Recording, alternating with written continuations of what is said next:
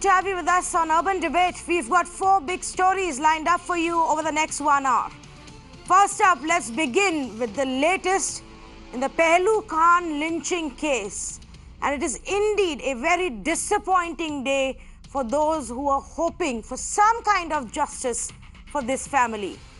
2 years after Pehlu Khan was killed, allegedly by a mob of self-proclaimed Gau Rakshaks in Rajasthan, a sessions court has acquitted all the 6 adult accused in this case. These accused were already out on bail. There are 2 others who are minors, and the proceedings against them are pending with the Juvenile Justice Board. Now, the fact of the matter is that even before the trial court verdict came, the police itself, the police investigating this case, the police responsible for arresting the criminals, the police responsible for ensuring that the right criminals are sent behind bars and found guilty and convicted, that very Rajasthan police in this case gave a clean chit to all of these 6 accused. In case you don't remember, Pehlu Khan, a native of a place called Nu in Haryana, was transporting cattle from a cattle market in Rajasthan. He was stopped, allegedly surrounded by a mob who accused him of cow smuggling and brutally beat him up with rods and sticks. He succumbed to his injuries 2 days later, but not before he gave a dying declaration with the names of these accused. So what went wrong and who killed Pehlu Khan? That's the big question. But before we go across to our panelists, listen in to what the police said months before the trial came to an end. Listen in to how the Rajasthan police themselves gave a clean chit to these accused. चूंकि police के पास घटना की video उपलब्ध हो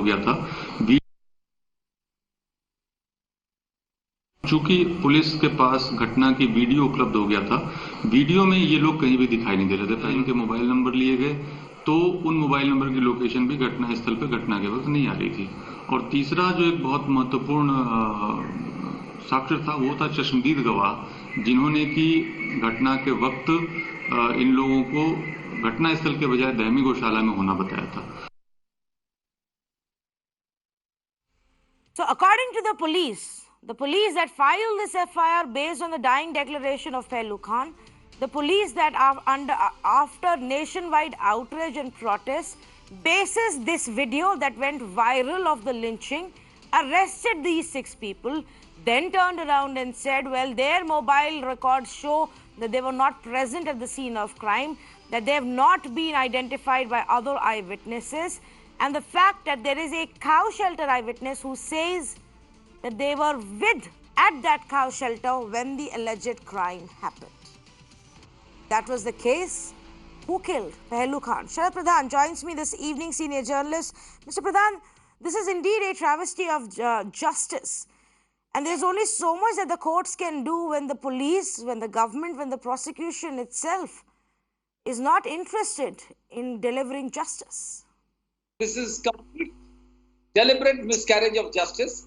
I'm not surprised the levels to which corruption has eroded the police working completely, and the manner in which police is completely politicized. It is clearly evident in this case how facts have been twisted, witnesses have been manipulated or bought off or intimidated. And that's the reason it has come to such a pass. And the idea, today the problem is that it is very easy for the cops to manipulate the witnesses and change the whole story to ensure reprieve for those who are the actual culprits. As you already pointed out, how it is clearly demonstrated from the sequence of events that the witnesses have changed their stance and to ensure reprieve for the rogues who actually killed this man, for the murderers of Pehlu Khan. Yes, and one must keep in mind that this was a big political fight as well. There was obviously these accused, alleged right-wingers, Gaurakshaks, self-proclaimed Yeah, Gaurakshaks, have the backing of the entire right wing. On the other side, that's right. this was used as an opportunity by the opposition to attack the Raja government at that point of time, to say how their police is failing. But look what's happened since then. Since then, BJP has been booted out of power. Yeah, Congress has come into power, Mr. Sharad Pradhan, but yeah. clearly they have not shown any inclination in providing justice in this case. It is very evident. It's clear. And that's why I said I blame play of money and intimidation by those in power. You know, the whole trouble today is that it is very easy to buy off people with money. And in this case, I fail to understand why the higher ups in the Congress could not ensure that witnesses are not manipulated. This shows complete lack of interest and commitment. And who doesn't know that how Pehlu Khan was brutally murdered and done to death? And this is how, a lot of cases are manipulated. The crimes are wrapped up by police and interested parties. We had seen this similar incident in you remember this infamous Unnao rape case. How all the witnesses turned hostile. So for the simple reason that the MLA was a BJP MLA and he was powerful enough and loaded with money to move things the way they did. It is thanks to the Supreme Court, which has taken that case away from Uttar Pradesh, and now things are, the truth is coming out. Yes. So that is what is precisely what has happened in Pehlu Khan's case.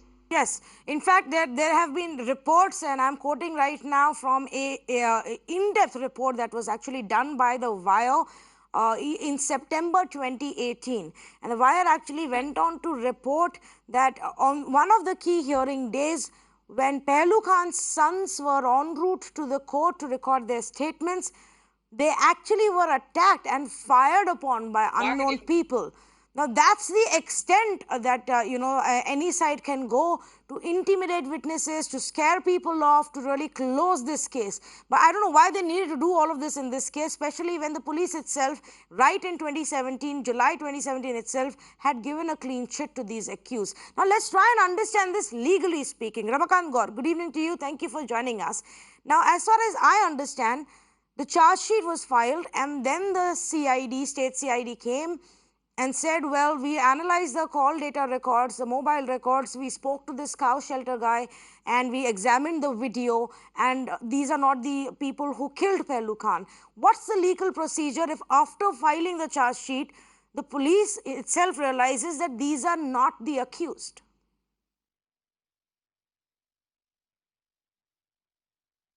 See, if we look at the dying declaration of Pehlu Khan, then he has named a few persons. Those persons were not even prosecuted. Lackadaisical investigation is apparent on record. So charge sheet was for the name's sake. So much so, not only about the video of the incidents, that video was not forensically examined in a proper perspective. A journalist from NDTV conducted a sting operation, and on camera, an accused was bragging that he killed Pehlu Khan. Nothing happened even then. So when police is trying to save these accused persons, who will prosecute them? You rightly said that when in Rajasthan, BJP was in power, Congress was raising all hue and cry. But today they are conducting the prosecution. They could have reinvestigated the case. They could have reopened the case. Now their own police system is so shallow, they are not efficacious at all, that murderers are scot-free. So if this is the situation, I am really scared as to what would be the position in the coming years. Humanity is accosted, and human lives are endangered by such people, and they are not prosecuted it in pragmatic perspective, they are not punished, then what would happen? Prosecution is not at all inclined to get the real accused persons punished. That's the agony of this case. Yes, and that's the problem not just with this case. That's the problem in so many of these similar cases that we've seen. So far, even in the Akhlaq lynching, which is the first big one that we saw in this country, Pehlu Khan was the other one that shook this nation. So far in the first one, justice has not been done. We had the case from Hapur, where a man was lynched in a similar fashion. The accused, when he got bail, was given a hero's welcome. Months later, the Supreme Court had to pull up the UP police and the investigators for the shoddy job that they had done in that case. So until and unless the top court steps in, it doesn't look like justice will be given to anybody in these cases. There was a case where verdict was given and accused were convicted, and then they went to a higher court. A stay was given. This was the Jharkhand case, if I'm not mistaken. And then those accused were garlanded by a sitting minister at that point of time. What is the message that we are trying to send again and again to the people of this country? That it is all right to take the law in your own hands, that it is all right to lynch somebody if you are on the right side of what the majority here thinks?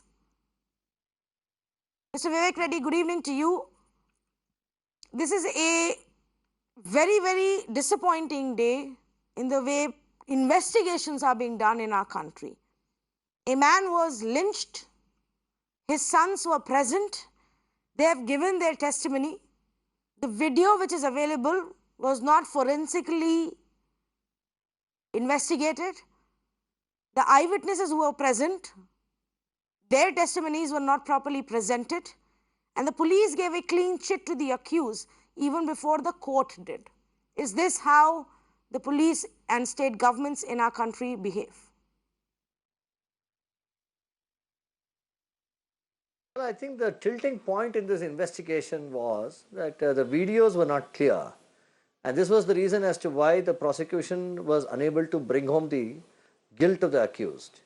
And if the video was the focal point of the investigation and the basis on which the prosecution was launched, then the prosecution must make out a case beyond reasonable doubt. That's the criminal law and criminal jurisprudence. I wonder if the prosecution, even before, because we need to read the papers, even before we fall to conclusions and say that this was not done and that was not done, I wonder if the clinching piece of evidence which nailed the accused, I wonder whether it was clear enough to bring home the guilt of the accused. And unless and until we read the judgment wholly, until we study the judgment in entirety, we will not be able to understand whether there were other pieces of evidence which corroborated the involvement of these accused. Because in a mob lynching, what would happen? It would be very difficult to bring out the real accused who are involved in the case. And if they are brought out also, the prosecution must make out a clear case against them. No, but if we don't set the right example, of the law. If we do shoddy investigation one after the other, Mr. Vivek Reddy, then the mob gets the sense that they are going to get away with it every single time. We can't be giving an excuse that because it was a mob lynching case, we are not able to find the accused. If the police in July 2017, Mr. Reddy, knew that these people are not the ones who killed Pehlu Khan, what have they been doing for the last 2 years? Who killed Pehlu Khan? No. That is why the issue is as to whether there were other corroborative pieces of evidence to nail the accused, or did the investigation rely on the video alone? Unless and until we know what were the other pieces of evidence that linked the gaps in the prosecution, it will not be possible for us to come to a conclusion. But the point is that the judge seems to, from what has been reported, the judge appears to have gone on the premise that the videos were not clear in bringing home the guilt of the accused. And what happens in criminal jurisprudence is that it is so different from other jurisdictions, civil jurisdiction or service law jurisdiction or any other jurisdiction, patent law jurisdiction. Mr. Reddy, you're not understanding what I am asking you. I am not You have asking to you. prove the guilt of the accused beyond reasonable doubt. No, I am not asking you the merits of what the court saw and Yes. didn't see. I am asking you, and this is on record just before you joined, we played out the bite of Rajasthan Police, the comment that Rajasthan Police gave us in July 2017. That's 2 years ago. In July 2017, the police came and said these accused who are on trial have not done the murder, have not lynched Pehlu Khan. They were not even present there. They were at some cow shelter. If the police knew that in July 2017, what have they done for the next 2 years? Should that not be asked of the BJP? Well, I think, see, all this has to be taken, it cannot be taken on the mere statement of the police. The person who files the charge sheet is an investigating officer. The investigating officer of the relevant police station or the investigating officer who has been entrusted with the investigation has to talk about the persons he has arrayed as the accused, because it is based on statements of a number of witnesses. And we can't say that the statements of these witnesses are wrong. The issue is that you have collected evidence against them. It is the investigating officer who has to state as to whether this charge sheet is proper or not, but he has made out a case before the court that these persons are the accused persons who are involved. And when such is the case and when there is evidence against them and they go to trial, there are certain areas where the court takes a decision because the evidence has to be clinching. The quality of evidence produced before the court, we have to be very careful in not confusing the quality of evidence produced before the court and a case of no evidence at all against the accused. Such is not the case. It is not a case of no evidence at all. If it is the quality of evidence produced in the court, standard of proof. if it is the quality of evidence produced in the court, Mr. Reddy, questions still have to be answered by the Rajasthan police, the then government, which is the Rajay government, and even now, I will say even now, the new government, Congress, Ashok Gehlot, need to come out and explain to us how will they provide justice. Look at the unfortunate part here, viewers. The day Pehlu Khan was beaten up, that very day, he was taken away by the police. He died 2 days later. Before that, he had already been booked for cow smuggling. But the FIR into his beating, him being beaten up, the FIR into his subsequent death, the arrest of those who beat him up, all of that happened much, much later. The police was faster in booking him for a crime than finding people who had beaten him up so badly that he later on died. Not just this, the police followed up on the cow smuggling case, filed a charge sheet where his 2 sons are also accused. And in 3 months, the police turned around and said, well, these people didn't kill Pehlu Khan, and never after that did they actually bother to find out who did. Mr. Sharad Pradhan, that's the reality. That's the unfortunate part, and what Mr. Reddy said sounded very good in theory, but that is not the reality, and I'm sure he should be aware of that, because he can't be naive to believe what the police is trying to make everybody believe. It is absolute nonsense. It is what the police has done. It's a very, very shoddy investigation, and as you have rightly pointed out, in between 2017 and now, the Congress government is to blame for not having ensured justice to Pehlu Khan. It was very clear that BJP was out to protect its people, and interestingly, the cops at that point of time described those murderers. I mean, the alibi was taken that they were busy in some cowshed, which on the face of it appears to be fake and concocted. Only the whole design, the police was working on its design, I have reason to believe, only to protect the murderers. This is the state of affairs. This is what happens when you have a corrupt police system. The videos were not clear. The videos were not clear, sir. How do you bring home the accused? Mr. How do you bring home the accused? I mean, videos in all the murder you don't cases. sit as a judge without looking into the entire evidence. You are not the judge. on that Please how stop behaving as a judge.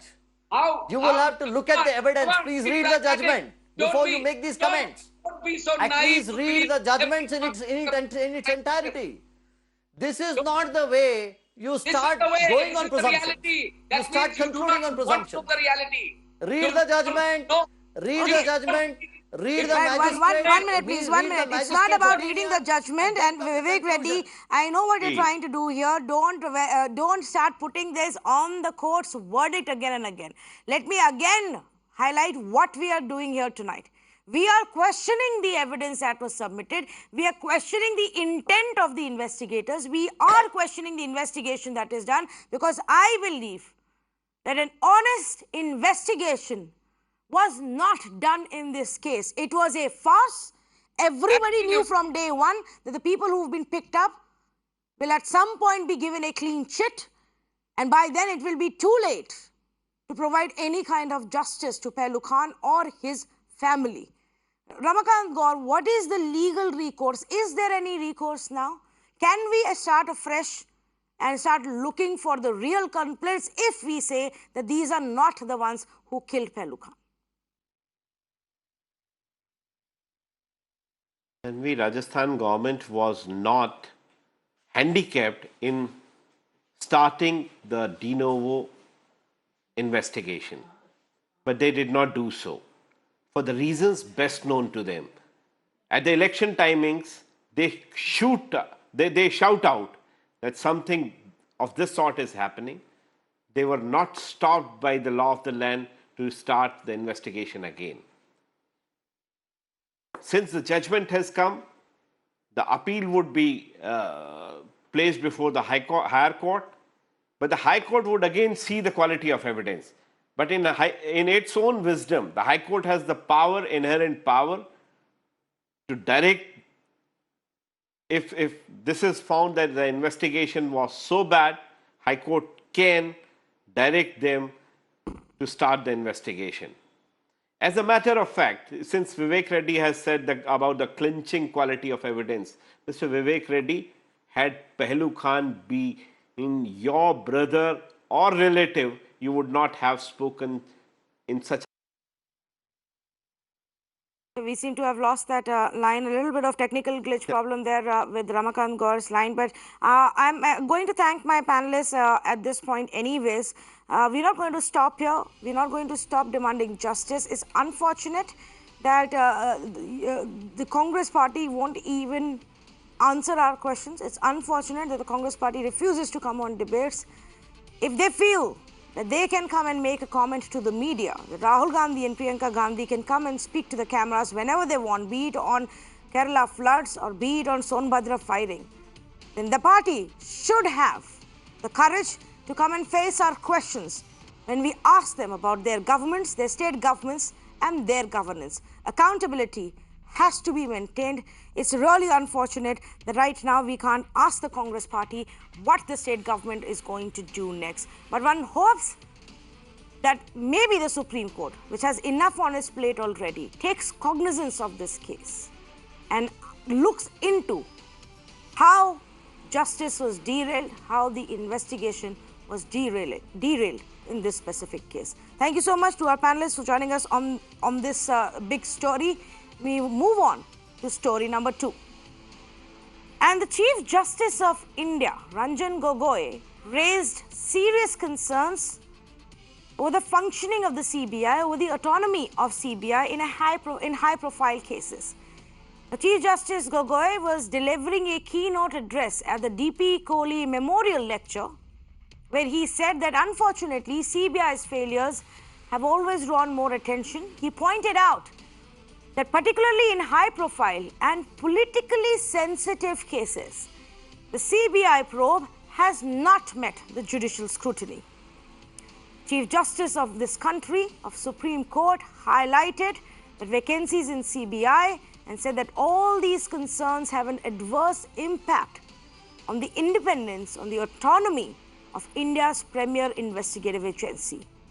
Effectively, he opined that CBI should get autonomy through a statutory act, just like the Comptroller Auditor General of India, just like the CAG. Now, if you've been following our conversations closely, time and again, we have raised this issue of separating the functioning of CBI from the government. Time and again, we've raised the issue of giving more power to the CBI, giving more independence to the CBI, of bringing about legal constitutional changes in an act so that this caged parrot can be freed. Tonight we ask this question: when will this caged parrot be released? Can the current government do that? Before we go to our guests, listen in to Chief Justice of India, Ranjan Gogoi. Unfortunately, attention is more often than not drawn to failure than success of any public institution. True, in a number of high-profile cases, some politically sensitive cases, the agency has not been able to meet the standards of judicial scrutiny. Equally true, it is that such lapses may not have happened infrequently. Such instances reflect systemic issues and indicate a deep mismatch between institutional aspirations, organizational design, work culture, and governing politics. Let me share with you some areas of crucial concern so far as the CBI is concerned. And as I said, what is reflective of the CBI is also reflective of the entire police force. The constitutional and legal ambiguity that surrounds federal institutions is not entirely unheard of, but lack of clearly demarcated spheres of functioning and overlapping areas of influence severely compromise both the integrity and efficacy of the institution. Let's say good evening to Deepak Sharma, founder of India Samvad, joining us from Delhi. ML Sharma, former CBI Special Director, and Vivek Reddy, spokesperson for the BJP, a lawyer himself, continues to stay with us. Mr. ML Sharma, let me come to you first. Do you agree with the Chief Justice of India that through a statutory act we need to empower and give more autonomy to the CBI? Will it help fix the problem?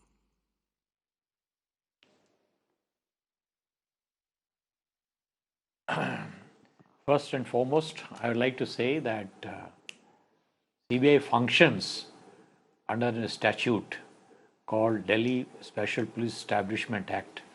So it's not correct to say that investigating agency called CBI functions without any statutory backing. Only thing is that name CBI is not there. Even if you bring a new law, it will be a cosmetic change. Real problem is not lack of legal authority or sanctity. Real problem is the political interference. In fact, that is the most important point that the Honorable Chief Justice raised. And I worked in the organization for 20 long years and handled very sensational cases. See, CBI's interface with the outside world, be it government or any other authority or agency, is only through the director. Director is the administrative head. Also, he is the master of investigations. All important cases, all decisions are taken by him, whether to prosecute or not to prosecute. On the basis of my experience, I can say with a lot of responsibility that the interference comes, if at all, and it will be wrong on my part to deny that there is no interference in sensitive matters, only at the level of the director. So the real issue is who should be the director and how to appoint him. Various systems have been tried, and now the latest system is that committee headed by the Prime Minister and consisting of the Honorable Chief Justice of India and leader of opposition, etc., they appoint the director. Whether or not this particular device or mechanism has helped in improving the quality of directors, well, it's too early to say, but to me appears to be a step in the right direction. According to me, the director of CBI should have three qualities. First and foremost, unimpeachable personal integrity. I am emphasizing this point because in the past, several cases have come to notice where you can't certify the integrity part of some of the directors, and I can't name them. One such inquiry was conducted by me under the order of Supreme Court of India against one of the directors. This is point number one. Second is experience and professional skills of the director. You may be very honest, but if you don't know your job, so you can't deliver justice and you can't stand up to the political class in case of so-called interference. And third is political neutrality. If the system can ensure that the director of CBI has these three qualities, I think 90% of the problems which beset the CBI as far as interference in professional work is concerned, they will be met with and neutralized. But before I conclude, I must also add to say that CBI should be totally divorced or detached from the government of the day is not workable. CBI, for that matter, any institution, however autonomous, need to have interface with the political executive of the day, and that interface should be limited to superintendence, and it's a meaning. There's no time to explain this, and not supervision. By supervision, all knowing people know that it means that political executive should not be able to tell you that you decide this case this way or that way. Superintendence, yes. Supervision, no. Okay, I take your point, and I completely agree with you on the last point that you just made. But let me take this across to Vivek Reddy. Vivek Reddy, in 2013, Arun Jaitley wrote a detailed piece. And this was around the time that the coal scam hearing was happening. This was around the time that the Supreme Court had pulled up the CBI and the whole cage parrot comment was made. And Arun Jaitley gave a detailed list of pointers on how CBI needs to be empowered, needs to be made more independent. He said that the CBI should have two different wings, and director of the CBI should head the entire organization. Under him, a separate directorate of prosecution should function. He said that the investigative wing and the prosecution wing of the CBI should act independently. He then went on to say that the term of this director of CBI and director of prosecution should be fixed, and that they should not be considered for re-employment by the government in any other branch after their retirement. The list goes on actually. It's a very exhaustive piece. Unfortunately, this is written in 2013. We are in 2019. None of this has been implemented. Why has the BJP forgotten about its own plan to revamp the CBI? Well, the issue is that, first of all, would the mere would distinct lines being drawn between the prosecution and the investigative part of CBI essentially tackle this problem? That's the issue which Mr. Arun Jaitley had suggested. The point is that the investigative wing and the prosecution wing are always different in prosecutions. They are never merged together, or there is never overlapping of any functions there. Whoever does the prosecution, the public prosecutor or any other person involved in the prosecution or a special prosecutor of the CBI will not involve himself in the investigation, nor will the investigation involve itself in the prosecution. This is one. The second issue is that, as the previous panelist, learned panelist pointed out, the larger issue is on the leadership of the CBI. I think the leadership, if the leadership is gotten right, if we get the right leadership of CBI, by appointing the right director, by appointing the right person as the head of the CBI, that's when we can see that there will be an insulation in all other aspects, whether it is a political insulation that we are talking of, whether it is efficient functioning that we are talking of, whether it is ensuring that other extraneous considerations do not come in between the functioning of the CBI. All these issues can be tackled if the head of the CBI is properly appointed. Now, if we look at how the head of the CBI is appointed, the last head of the CBI was appointed by a panel of the leader of opposition, representative of the Chief Justice of India, and the Prime Minister, in which two of them participated actively, the representative of the Chief Justice and the Prime Minister of India. So, the Chief Justice cannot be saying that his own representative has not put in a proper person. It is the Chief Justice's representative who has accepted and acknowledged and put a seal over the appointment of a certain person as the director of the CBI, whether it is the present director or the previous directors. So what we see today is that we have created the best structure in appointing. You think it is the best structure? It's obviously not working, Mr. Vivek director. Reddy.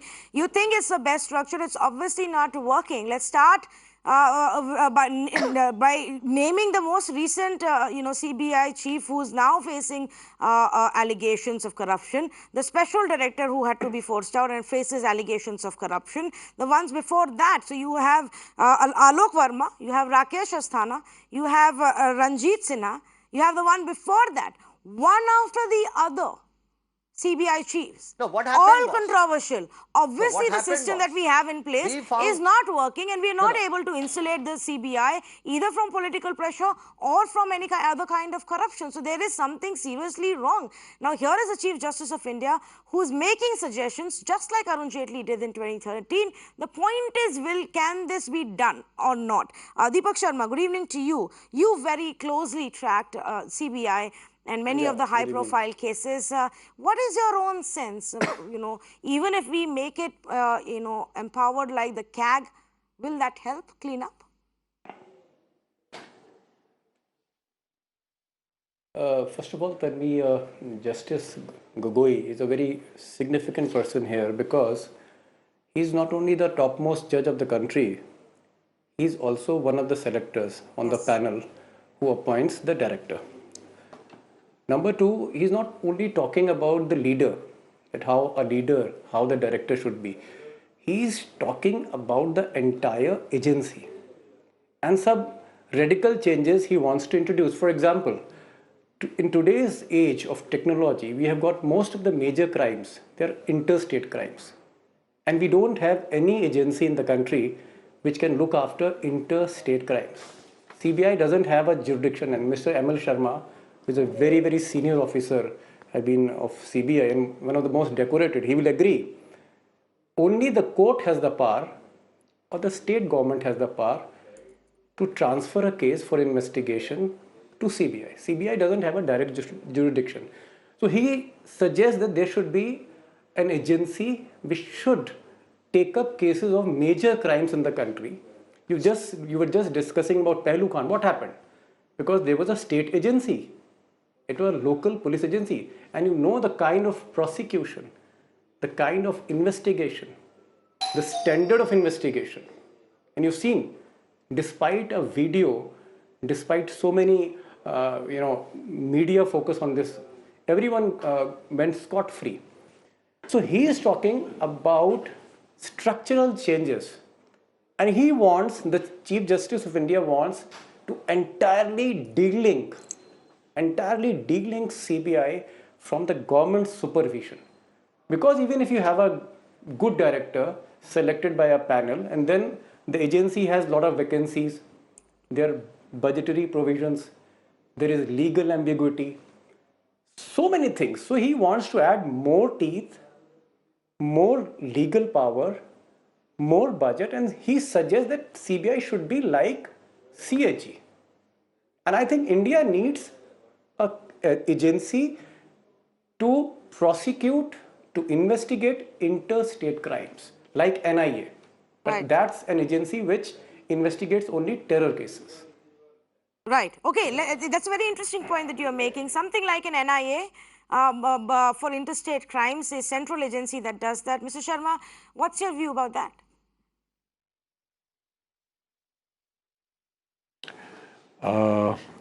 I think it's a very good idea that the honorable panelist has thrown up.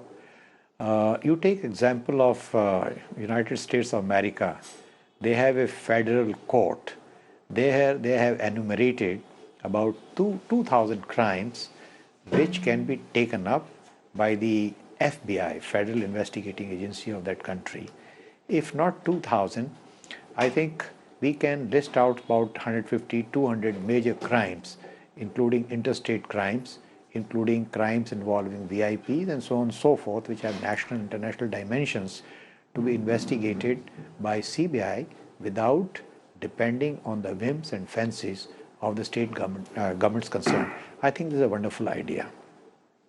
Well, and in fact, I'm glad that we have a panelist who agree on something that sounds constructive and perhaps can be taken up by the government to ensure that we bring about an agency that is independent, that is fair and free from all kinds of pressure when it investigates these cases, no matter how high profile that case is. I'm going to thank all of our three panelists for joining us this evening. The Chief Justice of India has definitely made a thought-provoking comment there. What remains to be seen is whether this government brings about these changes. The judiciary can speak about it, the media can speak about it, even opposition can speak about it, but it's only those who are in power who have the control to bring about the changes. Will we see the political will for a brand new independent CBI, or will the cage parrot continue to drag its feet in the high-profile cases? One will have to wait and watch. Thank you for joining us on this. Let's move on to the other big story. And we shift our focus to the flood fury across the states of Kerala, Karnataka and Maharashtra. These three states are battling one of the worst floods of recent times that has caused massive loss of lives and property. While rescue and relief operations are underway on a war footing, we at Mirror Now have been relentlessly bringing you ground reports from the flood-hit regions in all of these three states. So let's begin with Kerala and get you the latest from Kerala, where this time it's not just overflowing rivers and dams, it's also landslides that has caused much destruction. The death toll has now reached 102 as Kerala again stares at a big challenge of rebuilding and rehabilitation. As many as 59 people are still missing. 39 have been reportedly injured over the last 1 week. With a focus now on relief operations, the Kerala government has announced a package of 4 lakh rupees to give as immediate cash to people so that right now they have something to survive on. 10,000 rupees will be given to each of the displaced families as well. But a red alert continues for the districts of Mallapuram, Kannur, Kozhikode. The Met Department has predicted heavy rainfall. Here is a report that Pramod filed for us. The northern part of Kerala has been completely devastated by the rains. Mallapuram, Kannur, Kozhikode and Wayanad are the districts that is very badly affected. And when it comes to Kannur and Kozhikode, it is because of the floods. And when it comes to Mallapuram and Wayanad, it is because of the landslides. This bridge is above the river called Chaliyar, which during the rains, the water has risen almost 30 feet above. That the bridge itself is a kind of evidence for it, because there you could see the debris that was left back by the overflowing river, and this has caused a lot of damages. And the problem here is that one of the landslides at Pavalapara, people are still working there to recover the bodies. 51 people were reportedly missing from it, and every day a minimum of 3 to 4 bodies are being recovered, and that's the reason the death toll has gone up to 102. The government is also trying to battle the spread of diseases, and they claim that medicines have been placed in stock, and especially in the districts of Wayanad and Malappuram, people have to stay in relief camps for some more time, because as you could see behind me, this is entirely a hilly region and landslides could occur anywhere. And that's the reason they are being placed over there, and the public and the government claim that the public are providing an extra amount of support to make sure that those who have lost everything can be in some sort of comfort. With camera person Sukumar, Pramod Madhav for Mirror Now. In the state of Maharashtra, although the water has started to recede, flood-hit regions are still struggling. 49 people have been killed. Over 5 lakh people have been displaced, evacuated to safer locations. While rescue operations may have come to an end, the process of distributing monetary relief to affected victims has just about begun. Work to restore electricity and phone connectivity is underway in Sangli. The Met Department has predicted heavy to very heavy rainfall in isolated locations in Pune, Kolhapur and Satara districts again. Like Mira now visited Shignapur village in Kolhapur, where about 200 houses have been partially or completely destroyed. The village, which has a population of about 2,000 families, witnessed very heavy rainfall. One of the worst affected was a family of 4 who not only lost their house, but also their tailoring shop, which was on the ground floor. The house, including the shop, was flooded for 10 straight days. The family lost all their belongings and incurred a loss of 3 lakh rupees. We are here in Shignapur village in the Kolhapur district of Western Maharashtra. And here in this particular village, 80% of the houses are completely destroyed. Half partially, or you can say most of them are completely damaged, destroyed and broken. Case in point, the house that you see behind me. Here in this village, not only the ground floor structures are affected, but also the first floor structures, because this entire village was submerged underwater for 10 days. 10 days here, almost 2,000 families were stranded for almost 2 days before the NDRF team came to their rescue. The water level was so deep, close to 10 to 12 feet, that the repercussions you can see after the water level has receded. What we would like to show you here is a story of a family of 4 who has not only lost their house, but they have also lost their earning source, the tailoring shop which they had here. You can see that how it is completely damaged, destroyed, leaving absolutely nothing. Important documents lost, clothing materials lost, the machines are completely damaged. They actually were thrown away with the flood. This is what the family is stating. You can see that how the material of the cloth is also completely damaged. This is the story of a family of 4, and right now where we are, it is their tailor shop, their tailor business, which they have been running for 2 years, and this was their home as well. हे दुकान होतं इथं 2-3 लाखाचं तर नुकसान झालं आमचं. घरातलं आतलं साहित्य सगळं गेलंय, दुकानचा माल गेलाय, पोरांचं सगळं गेलंय.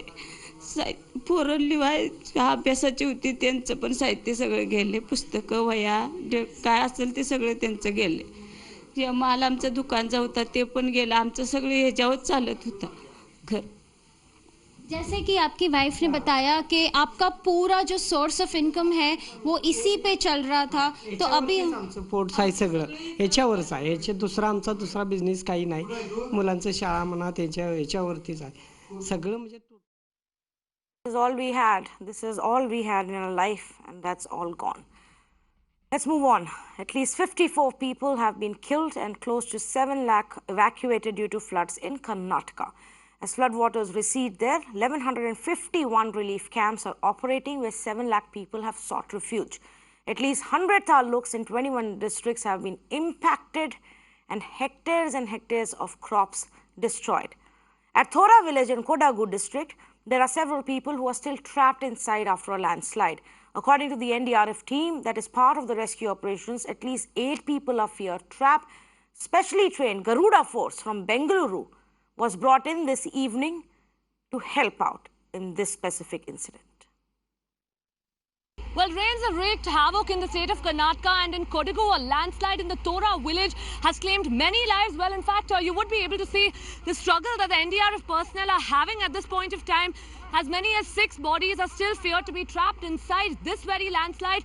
And this that you're seeing right now is a body that was recovered after almost about a good 3 to 5 days of it having caved into the landslide. It is most unfortunate. If I can actually show you around also now on the other side, NDRF personnel are still currently working on the spot, pressing in all of their forces.